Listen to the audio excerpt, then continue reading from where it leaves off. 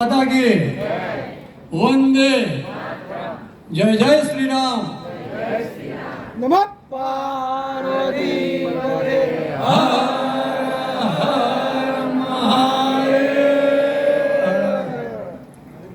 मंच पर विराजमान मारी भारत विकास परिषद अपनी भारत विकास परिषद थराद शाखा दाता प्रमुख श्री भाई श्री करशन भाई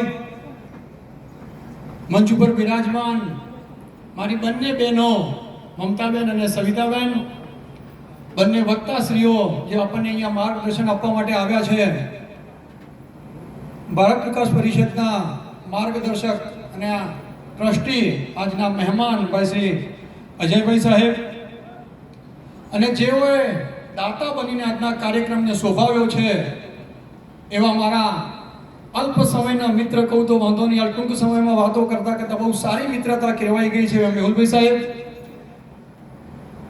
अने बन्ने बहनों अहींयानी थराद शाखानी अने भारत विकास परिषद उत्तर प्रांतने सतत दौड़तुं राखे छे तो अमारा मंत्री भाई श्री पारसभाई भारत विकास परिषद उत्तर प्रांतना आमंत्रणने मान आपीने अहींया पधारेली विशाल संख्यामां आवेली आ मातृशक्तिने હું વંદન કરું છું અને આવકારું છું।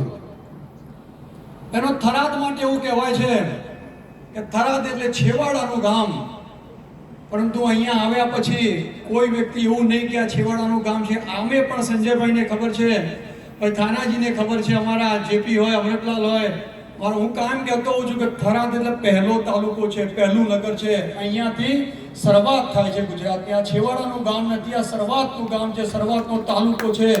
અહીંયાથી સતત વિકાસ દેખાય છે।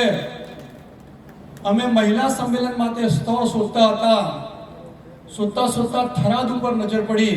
હું આજે કહીશ કે ક્યાંય આટલો સુંદર હોલ, કે આટલી સુંદર વ્યવસ્થા ઉત્તર ગુજરાતમાં અનેક જગ્યાએ જોઈ, પણ ઓડિટોરિયમ તરીકે જગ્યાઓ છે, પરંતુ આટલો સુંદર હોટલનો હોલ હોય, એસી હોલ અને કાર્યક્રમ કરી શકાય એવો ક્યાંય નથી। એનો વિનમ્રતાથી આજે સ્વીકાર કરું છું।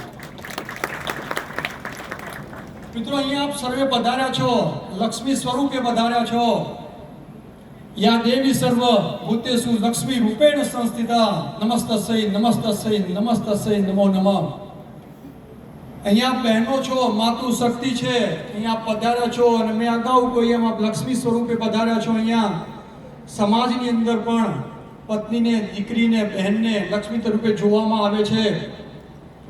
लक्ष्मीना पण अनेक स्वरूपो छे बहनों। वीर लक्ष्मी, गज लक्ष्मी, संतान लक्ष्मी, धान्य लक्ष्मी, विद्या लक्ष्मी, आदि लक्ष्मी, धन लक्ष्मी, शुभ लक्ष्मी, गृह लक्ष्मी, शांति लक्ष्मी, अति लक्ष्मी અને આજે અહીંયા પધારેલા આપ સર્વે મહાલક્ષ્મી સ્વરૂપે પધાર્યા છો। તો આટલા બધા લક્ષ્મીના પણ સ્વરૂપો છે બહેનો।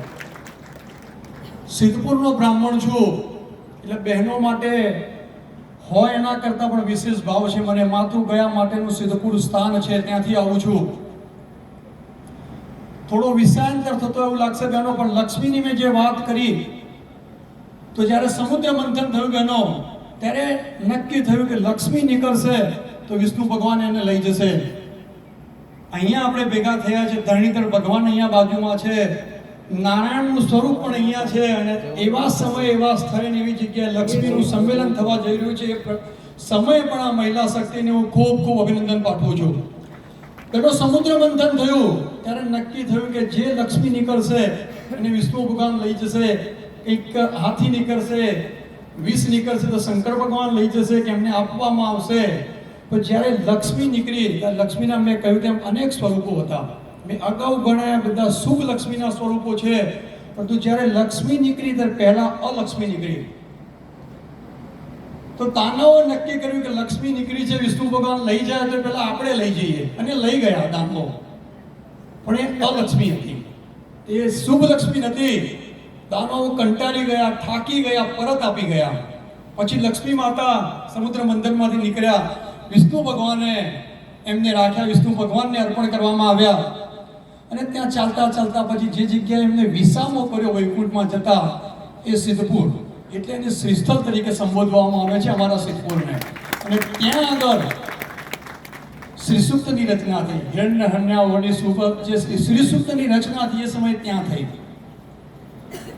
હું વિષયાંતર નથી કરતો બહેનો, હું અલક્ષ્મીની વાત ઉપર આવીશ.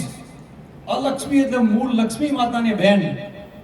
અને આપણે સૌ અહીંયા બેઠેલા પુરુષો જાણીએ છીએ કે જ્યારે પત્ની કે મારી બહેનને એટલે કે મારી આપણી સાળીની કે સાળાને સાચવવાનો, ત્યારે વિષ્ણુ ભગવાન પણ એમાંથી બચી શક્યા નહોતા. લક્ષ્મીજીએ એવું કહ્યું કે આ લક્ષ્મી છે, મારી બહેન છે, હવે કંઈક કરો, આ શુભ લક્ષ્મી નથી. તો પછી એવું નક્કી કરવામાં આવ્યું કે અલક્ષ્મી માતા જે છે એને પીપળા પાસે સ્થાન આપો. તેને પીપળા પાસે સ્થાન આપવામાં આવ્યું એટલા માટે આપણા ધર્મની અંદર, સનાતન ધર્મની અંદર પીપળાનું પણ મહત્વ છે.